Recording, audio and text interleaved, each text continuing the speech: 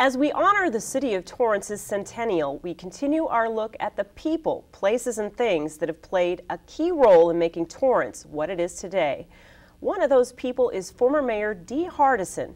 Hardison has had a distinguished and influential career, first as an educator, then serving on the city council for 8 years, and ultimately as mayor from 1994 to 2002.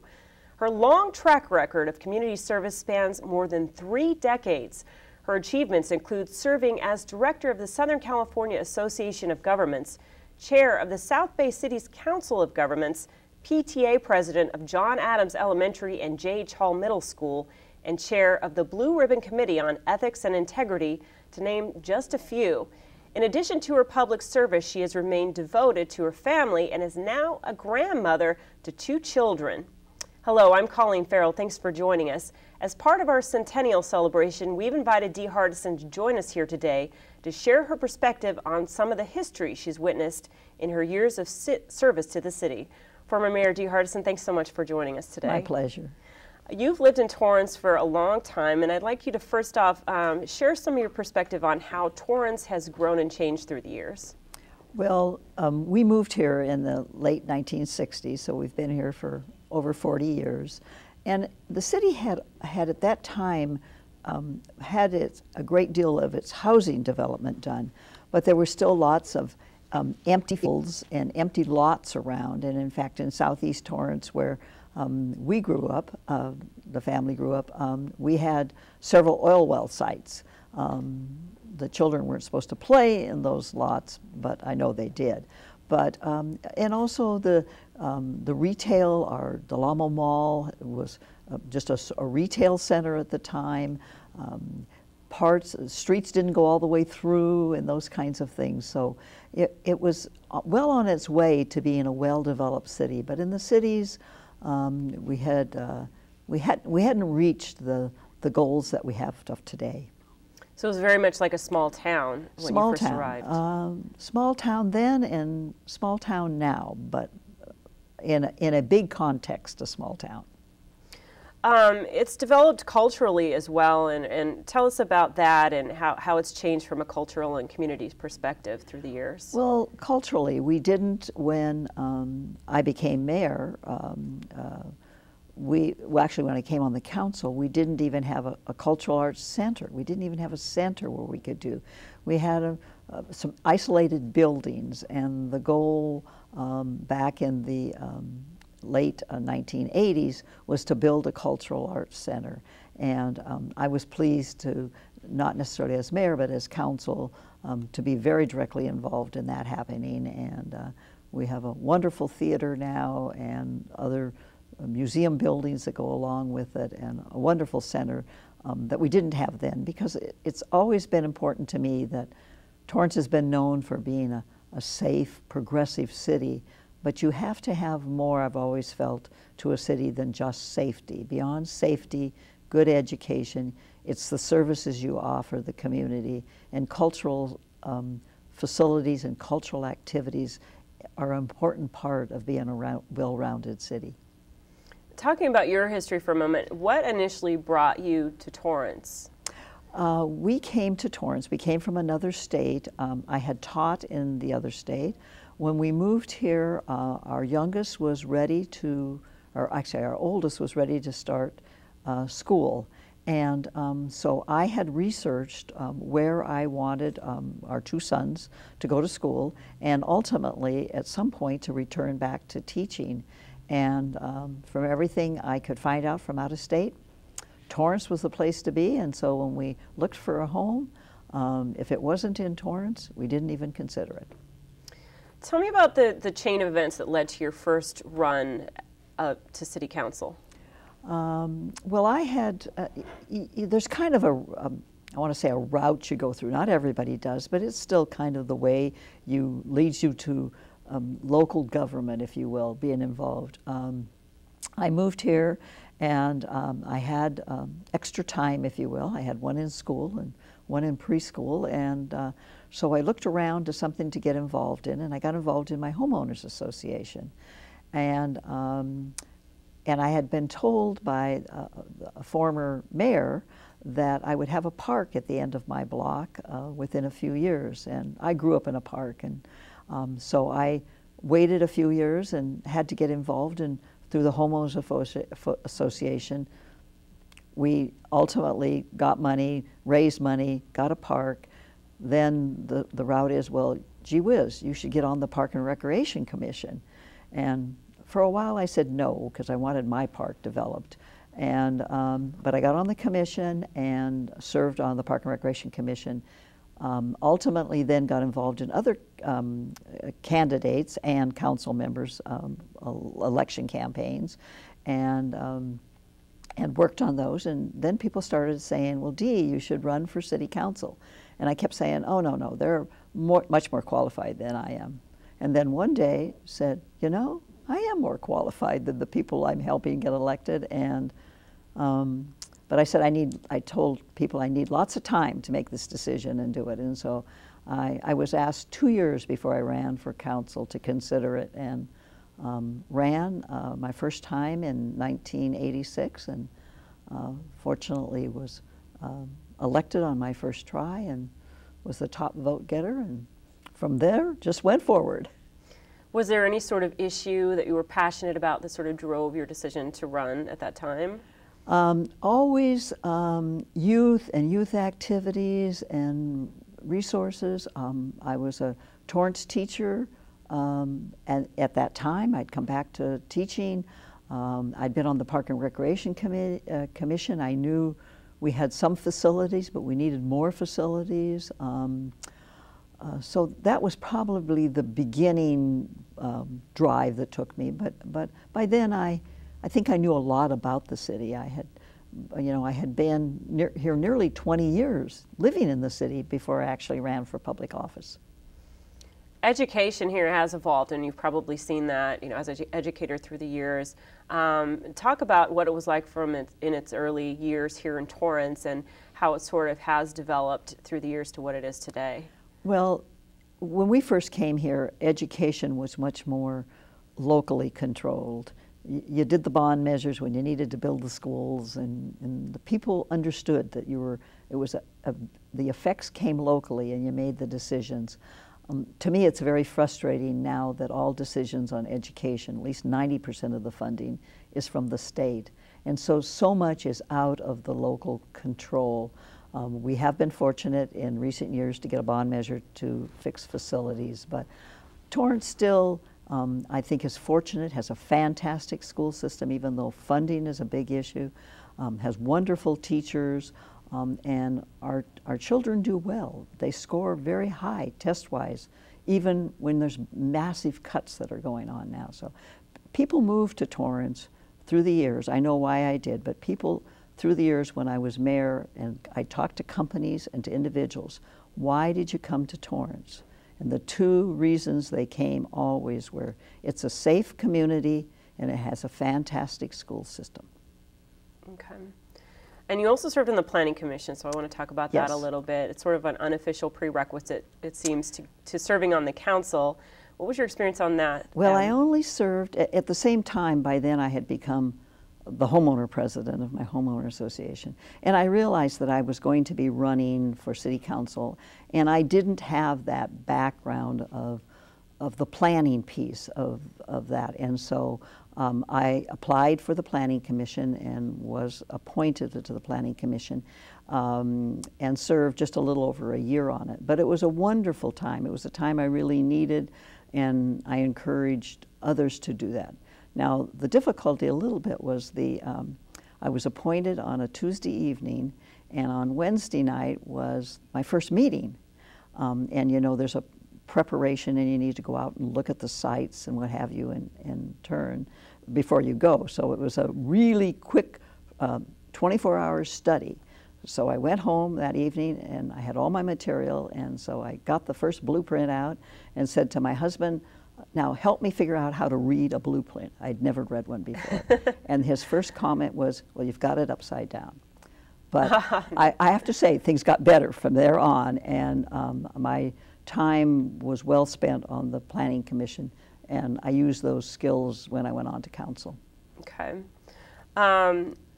So the pay serving on city council certainly can't be the driving force behind wanting to serve as long as you did. What sort of kept you in the council once you were already there and kept you wanting to serve further? Well, you certainly don't do it for the pay, because we're a charter city and your pay is the people have to vote for it. And they've had opportunities, I guess, in the 50s and 60s to raise the pay, and they never have. So your actual pay is $100 a month. So it isn't for the pay.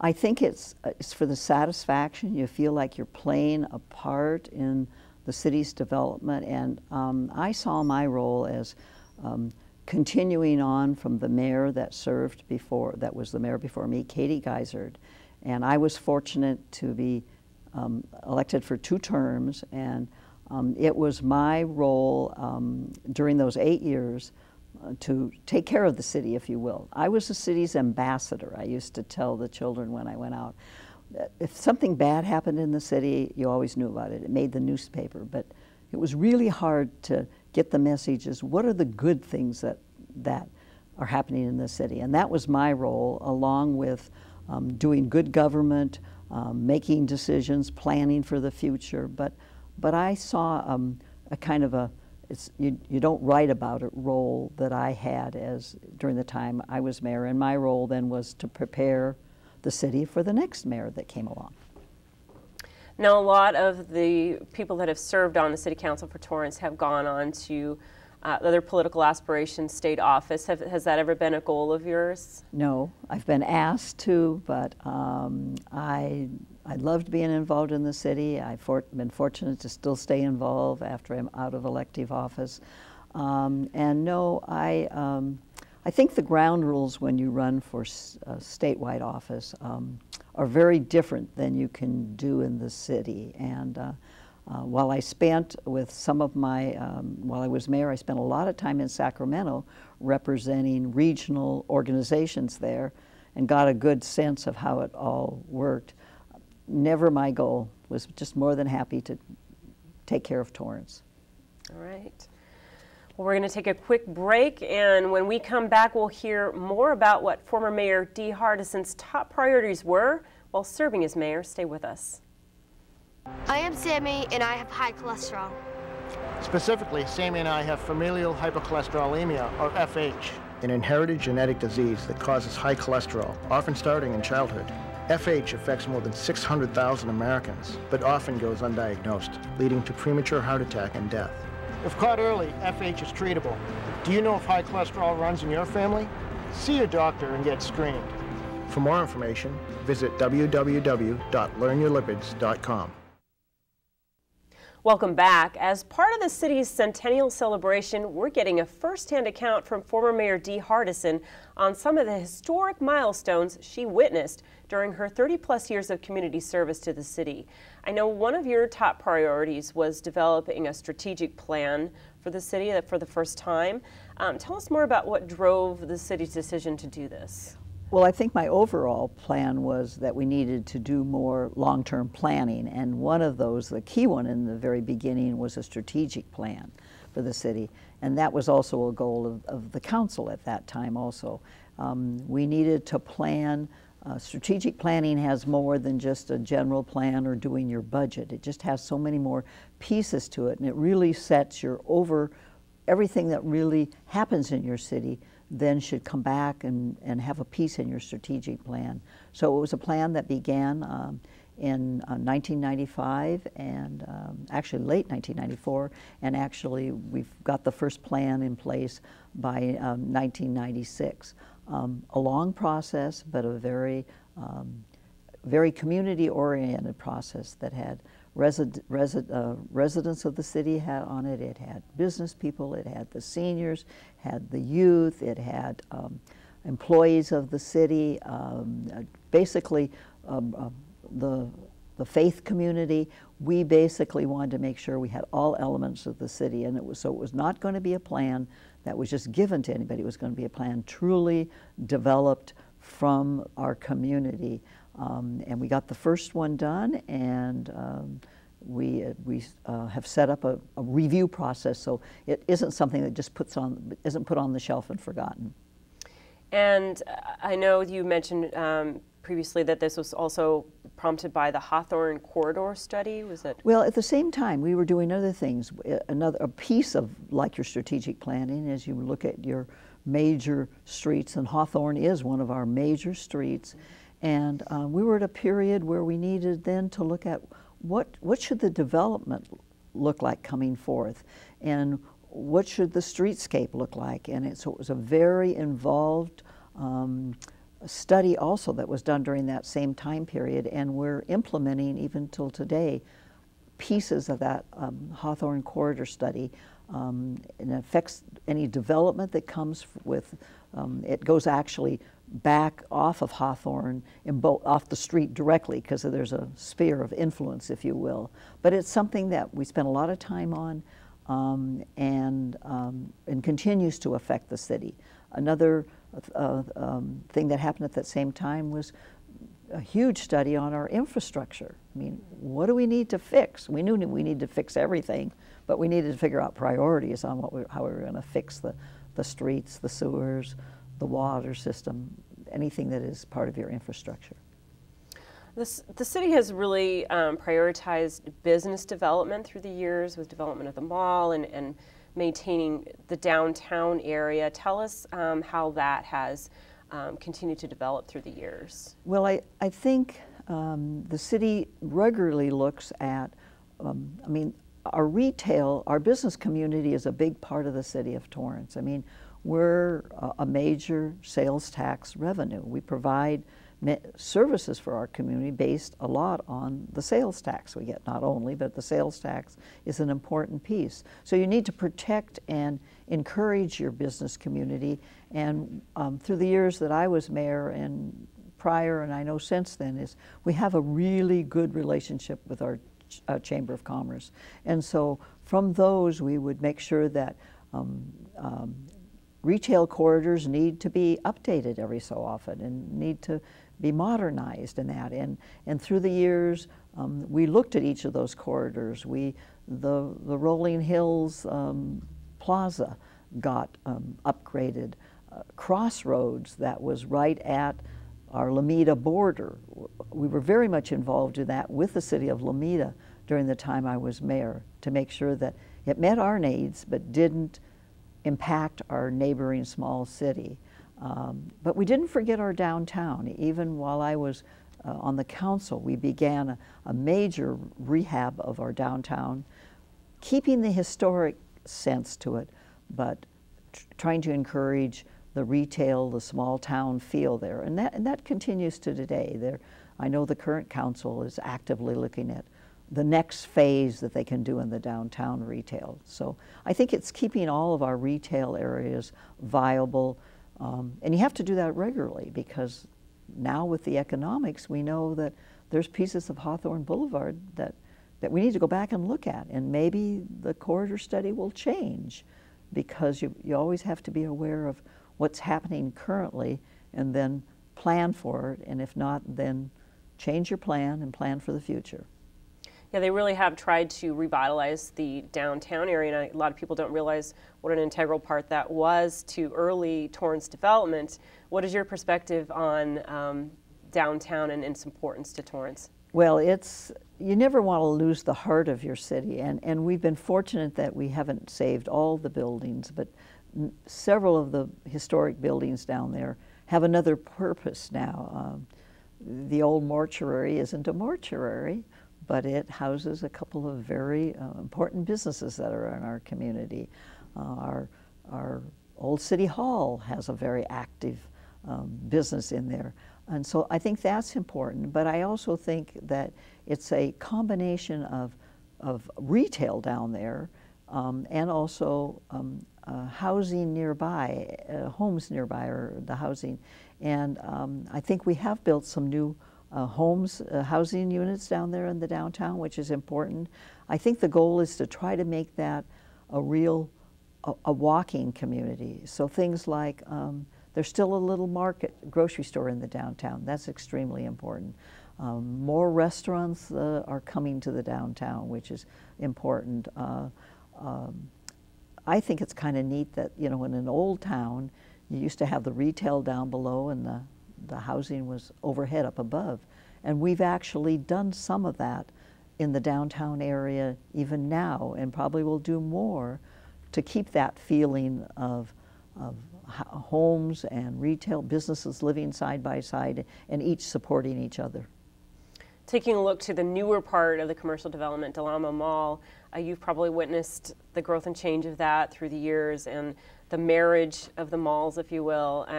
Tell us how that has grown and its importance to commercial development here. Well, as you mentioned, there were 2 malls, and it was a fairly long process to join the 2 malls together, actually have them as one owner, but also the development that happened over Carson Street to make that happen also wasn't an easy process. It took a long time, but it gave us, for years, we were the largest retail mall in the United States. We don't have that anymore, but we still have a very large mall. But malls get tired after a while, and we have, not during my time, but since then, we've added a new wing to the mall. I know that there are plans, I'm hearing current plans to come back and really put a new face on the mall, and you have to do that. But that mall is still a fantastic resource to the city of Torrance that we would never want to lose. Okay. I want to switch gears now to one of your other priorities. I know there are 4 top priorities for you when you were in office, and that's facilities for youth, which was a big passion area for you. Can you tell us what strides that you felt were made during your tenure in council and mayor that we're experiencing here today in the city and is helping to enhance our lives today? Yes. Well, fortunately, when I first, you go through cycles, economic cycles up and down, and they make a big difference on what you can and can't do if you have money or not. And of course, the city's going through a real harsh one right now. But just as I came into office, fortunately, we were just ending a budget downturn, if you will. So I was fortunate in most of the years that I was mayor, we had additional money that we could do some things, and it was a time. And we knew that we needed to add to the youth activities and facilities and just activities. And during the time I was mayor, I was very pleased that we, in combination and partnership with businesses, we built the hockey rink that is still there at Wilson Park, and also at Wilson Park we have we had a skateboard park for a number of years. Unfortunately, the wood gave out, and so my hope is still that at some point we will return a skateboard park. When I ran for mayor, I promised the middle school students, at least in the area where I live, that we'd get a skateboard park because they were getting tired of getting kicked off of every place that had a ramp to it that they could do. But we don't currently have one. We also had a general plan to do something to finish the master plan at Wilson Park. And while it's still not completely done, the big thing that happened during my time of office was we built the first and today the only municipal gymnasium, if you will, at Wilson Park. And it's we depend on the schools to let us use their gyms and what have you, but we have our own now too, where we can direct the scheduling and what's happening. We also, during that time... and let me interrupt you, that facility bears your name as well. Yes, it does. It was, it's quite an honor to have your name on that sports center, because it also has some other multi-purpose rooms that can be used. But it does have my name on it, and that's a real pleasure and a real honor for me. We also, our teenagers came to us during that time and said, we need a place that we can call our own, to have our own activities and what have you. And so while I was mayor, we didn't build it. There was a county building that wasn't being used, and we were able to get control of it. But we have on near Torrance High School a building called the Attic, and that is our high school, pretty much our high school teen center. Now we have one, and I'll be real honest, we need more than one in a city this size. But I am pleased we have one. and we've continued to build upon it. So I think, and we increased other programs during the time I was mayor. The after-school program, the city's run after-school program for elementary and middle school got a boost in the beginning in that time. We continue to look at activities for middle-aged students during that time, with expanding upon the things we had for them on Friday nights, if you will, at the rec center and those kinds of things. So that's always been important to me, but I think to others in the city too. And I am pleased with what we got accomplished during my 8 years and in the years that have since then. And I know you mentioned to me that you sort of took on as a pet project a park in your own neighborhood, and spent a lot of time volunteering to sort of enhance that park. Tell us about that project for you. I think you're speaking of Sur La Brea Park, which is about 4 doors from my home. Yes, when we bought our home back in the late 60s, the realtor who sold us our home told us that we would have a park, and within a few years it was actually oil fields at the time, and I think the neighbors around the future park wanted the oil rigs out of there, but there didn't seem to be any movement to get the park developed. And so at the time my younger son was 3, I think he was 3 years old. And so he grew up a little bit and went to school, and he was in elementary school, and I waited, and there was never any money to develop the park. So I got together through my homeowners association, a group of residents in the neighborhood, and we formed a committee, and we had paper drives, and we had a carnival on the park, and we raised several $100s, and we went to city council and gave them the money and asked them to develop our park. I used to kiddingly say I shamed them into beginning the park, but they were more than willing to try to do something. So the oil wells were off by then, but here was this piece of land and really no money. And so our first park was kind of done piecemeally. It had, by then my younger son was in 8th grade and was looking for an Eagle Scout project, and so what he ended up doing was I found that he could get leftover school playground equipment from schools that had closed, and they were installed on the park, and the Scouts painted them up so they looked a little better than just the old gray stuff. The park department actually built some other equipment, a slide and a ramp and things that they built from their resources, so that when we first started out, we had very little on the park, but at least it was a beginning of a park. We had portable restrooms, and the restrooms were at the peak of the hill of the park. And I don't think I need to say more about that. But anyway, we persevered, and in fact, we ended up with a park building. When the marriage of the 2 malls happened, I never found out who, but somebody said that that building was to go to Sur La Brea. Still have that recreation building up there. And as time went on, more and more things were added, and we got the other buildings and the other facilities. And so when my young son the youngest was a senior in high school, we dedicated that park as being complete. And it's a fantastic park. My children didn't get a chance to use it as young children growing up, but I have 2 grandchildren, and through their growing up years, they spent a lot of time at my house, and they just think that's their park, and that's okay with me. Congratulations, that just shows you can really make a difference. Well, you have to be patient, you know. Government does not move quickly, but that's okay, because I'm a pretty patient person. And now, like you said, many generations will be able to enjoy that park. And my grandchildren are now near teenage, 1 teenager in that, and we regularly play tennis with them at that park.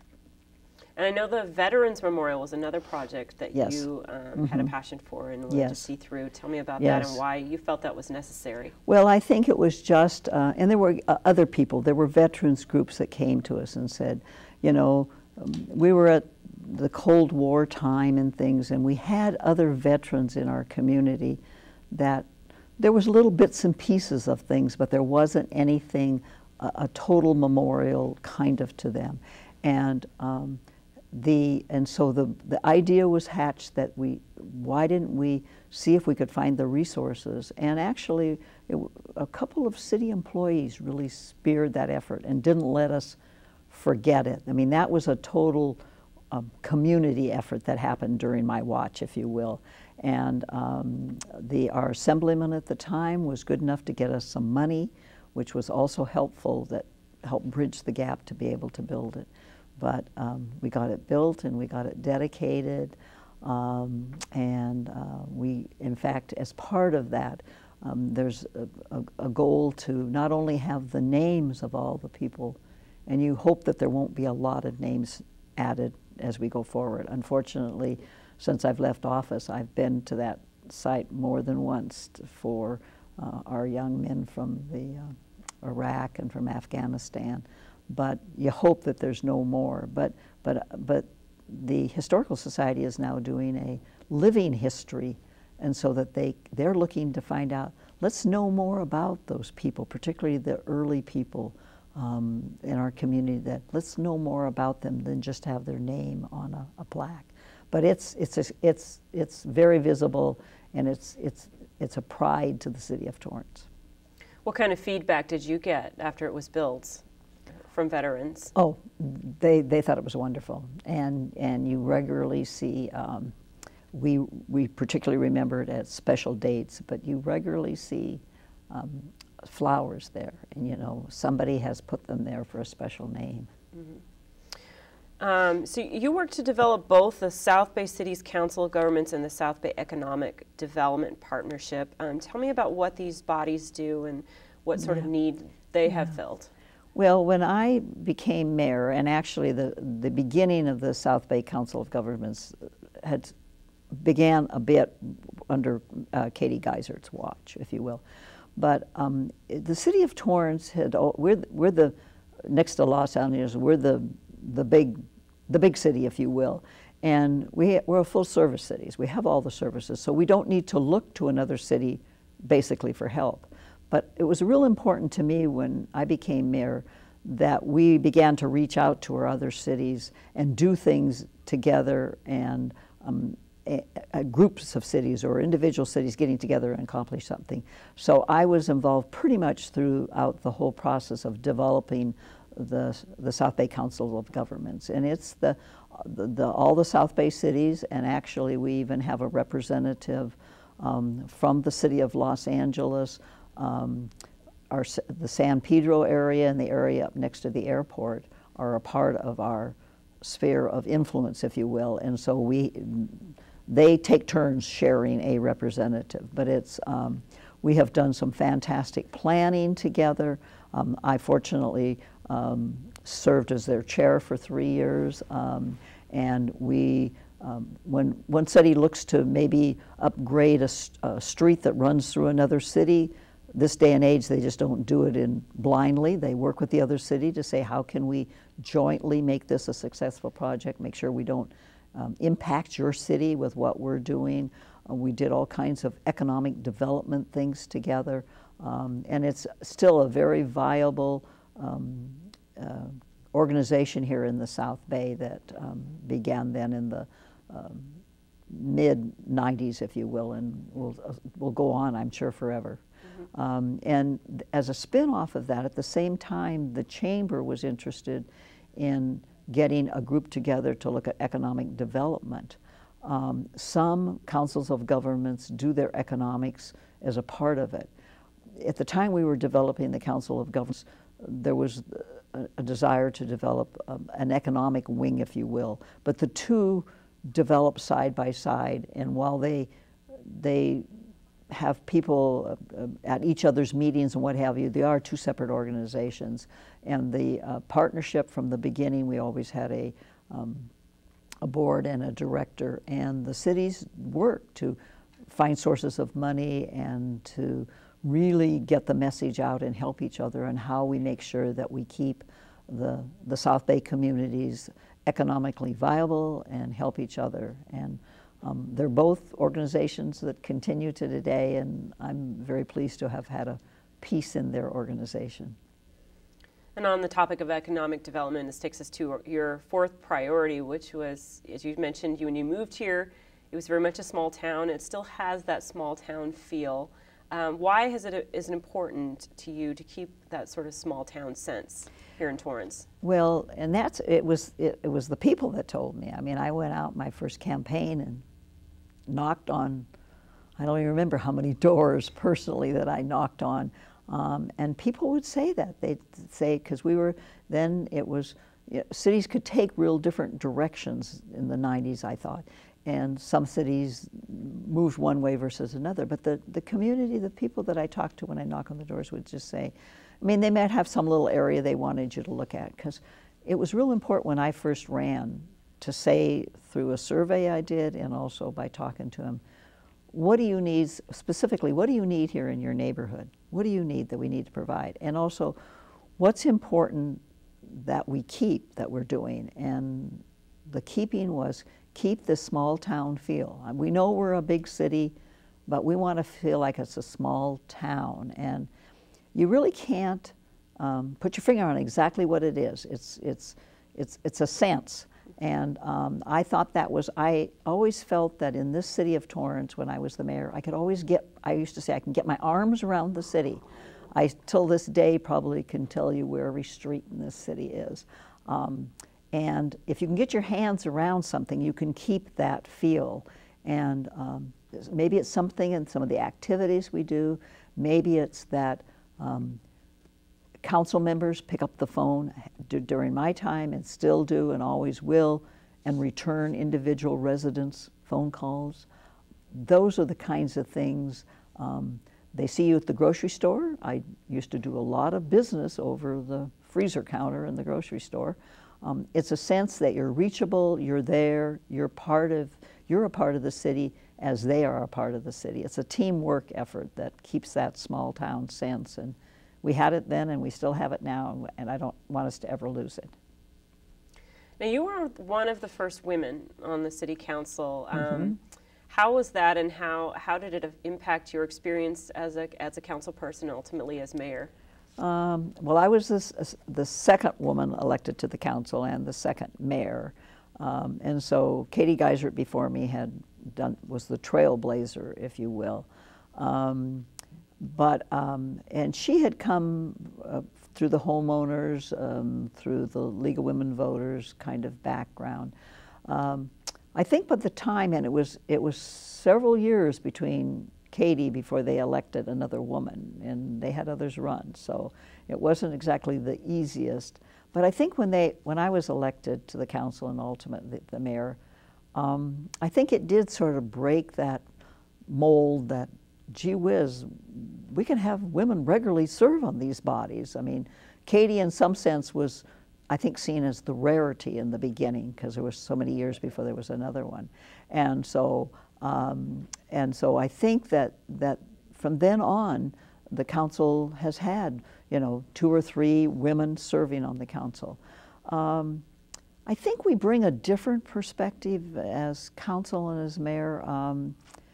Women, we're the mothers, if you will, and mothers want to make everything right. They want to fix everything, and I think you go about things differently than a man does on the council and what have you.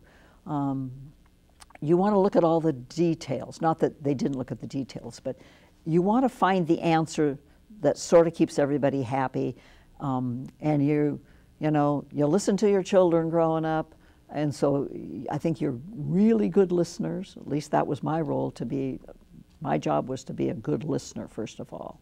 And so I don't think you could ever want a council ever again of all men. I don't think you'd want a council of all women either, but I think you need a combination of the two to make sure that you've covered everything and you get the whole perspective. And creates a balance. That's right. Peacemakers. Yes. Did a lot of that.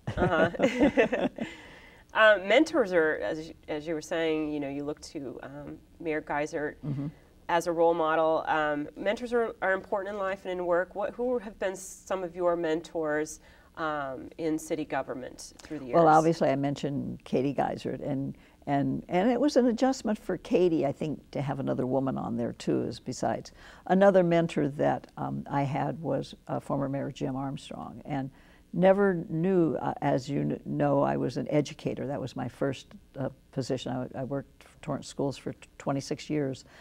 And I actually, when our boys were younger, I just did substitute teaching. But my minor was U.S. History Government. So I used to be Jim Armstrong's substitute teacher. And when he would need to be off to do city business, he'd call and say, "Can you come and sub for me?" Which I did, never dreaming that some years later, but he was an excellent role model. He handled the city and he handled his teaching, and I did several years of government with both jobs too.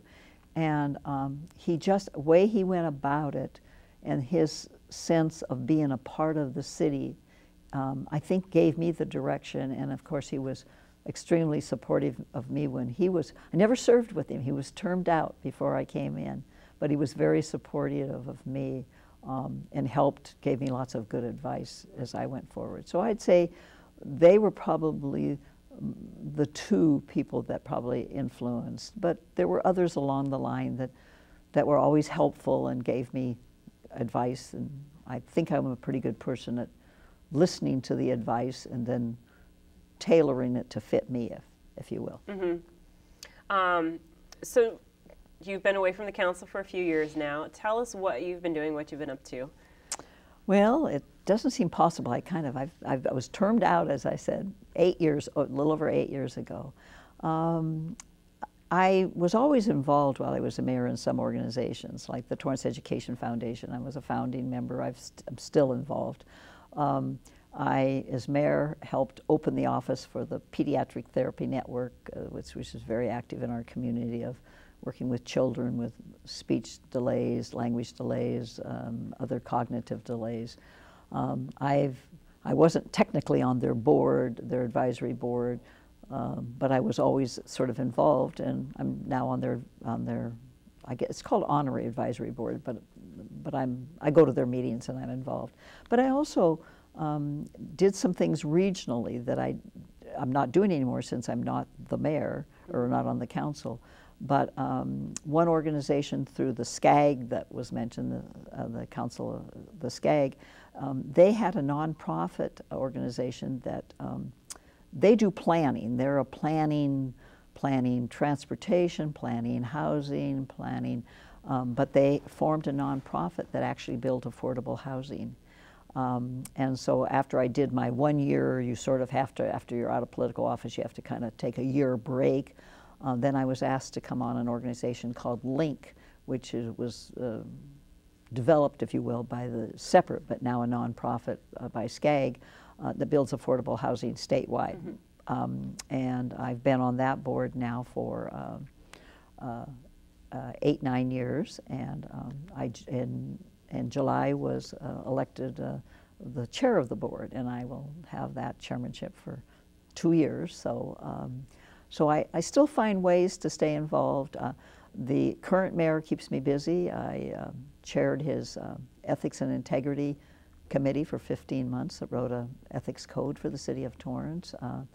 He had an idea of having students involved in government, kind of, if you will, students coming and spending time job shadowing at the city. I've chaired since the inception of it with another person, the Student in Government Day that happens each year in the spring, which involves 8th grade students. I don't know. I keep busy. I think that there's I've been involved in the League of Women Voters. I still stay very much involved and do some efforts for them. I tend to at times to get overbooked, and then have to figure out how to get kind of unbooked, if you will, a little bit. But I like being involved. I think and I don't plan to leave this community, and so if I can continue, to give back in some way, I'll continue to do that. And touching on the topic of ethics, I know you served on the ethics committee. Why do you think that Torrance hasn't gotten into the trouble that some of the other cities have recently, and why do you think it's remained so steadfast in its ethics? Well, I think the example has to be set from the top down, and I think that's because the mayor and the council basically, if you're elected officials that you have high integrity, then it's kind of an expectation that we continue to do that. We sort of had an unwritten ethics code, but we had an election a few years back where people kind of pushed the envelope a little bit, and the Mayor Scotto, ran on the campaign promise if he was elected mayor that we would have a formal code, and he appointed a 11-member committee, of which I was elected chair, and we spent 15 months writing a code, an ethics and integrity code. And now as part of our city, we have a committee that continues to look to refine the things we started, to go on and do other things to make sure. It's important that you just don't write a code and do nothing with it. There has to be in-service kinds of things going on. And so I also think that Torrance as a city has high expectations and aspirations for itself. And I don't think people would want to be known as a city that you read about in the newspapers. And so I hope that my goal always was as mayor to never see my name in the newspaper. So you've been finding plenty of ways to keep yourself busy, it sounds like, and make contributions. Do you miss being on the council, though, at all? I miss the people. I spent for 16 years so much time at City Hall. They became part of your family. And so I miss those. I miss people, but the city's still pretty good about keeping me informed about things that are happening, particularly during people that I knew during the time that I was involved. Do I miss doing the job? In the beginning, yes, a lot. Not now, but I also knew that this was not a role that was mine forever. And I had to do the very best I could during the time that I was on the council and the 8 years I was mayor, and make sure I left the city in a position that whoever else took over then would carry on. But I'm a firm believer in term limits. I think if you can't accomplish what you want to accomplish in a certain period of time, then I question, and I think you need new blood. I even now, some organizations I've been with forever, but I tend to have a turnover and find new things to get involved with, because that's what keeps me alive, that's what keeps me eager if I've got new challenges. I have to be challenged. So people, yes, the job, no, somebody else can do it. Speaking of challenges, the city has turned 100 years old. What do you think the biggest challenges that Torrance faces today are? I think Torrance is an aging community. We're going to have a lot more needs for our senior population as time goes on. I think resources are limited, and they become even more limited. And so I think the challenges are going to be is how can the city of Torrance continue to provide the services that our residents, our community expects and desires, and really has a right to expect, but still be able to financially provide those. And so I think the relationship between cities and state government has to change. I think cities having to wait every year and find out what the state's going to take of the city's revenue and then fight to get it back, and that isn't the way you can operate. You need to know what you can count on as your money that's yours that you can do, and then you can build a reasonable budget and provide the services. But if you don't know, then it's a guessing game, and it isn't fair to anybody, the citizens of Torrance, to the government of Torrance, any of that. So I think that's going to be a big challenge. I don't think it's going to be for just Torrance. I think it's going to be for all communities. I hope that more of the services that we offer, or the services we do, we can offer them locally. I think anytime you send your money away, whether it's to the state or to the federal, you never get back the same amount of money. I'd like us to be able to keep more of our own money. Now you're playing a big role on, in planning the celebration for the city, for the Centennial. Tell us about, do you have any special message that you would like to share to the city regarding the Centennial? Yes. Yes, I'm honored to be on the 100th Birthday Centennial Committee. I'm serving as the vice chair of that committee, and I'm just telling you that, you know, that we've got wonderful things planned for you during this 2012 year. So participate, come to the events, and we have all kinds of opportunities for people to be volunteers and to be actually involved in them. So, you know, send us an email and tell us you want to help out, because we need all the help we can get. And I just encourage everyone to be involved. 100 years isn't going to come again, so I'm wishing everybody a happy 100th birthday, and I won't be here for the 125th, but somebody else will. But let's take care of, let's do a bang-up job for our 100th. All right. Okay. Well, former Mayor Dee Hardison, thank you so much for joining us today. It's been a pleasure talking to you. Thank you for tuning in to this special edition of our Centennial programming, and please continue to tune in throughout the year as we get up close and personal with the people, places, and things that continue to shape the direction of our city.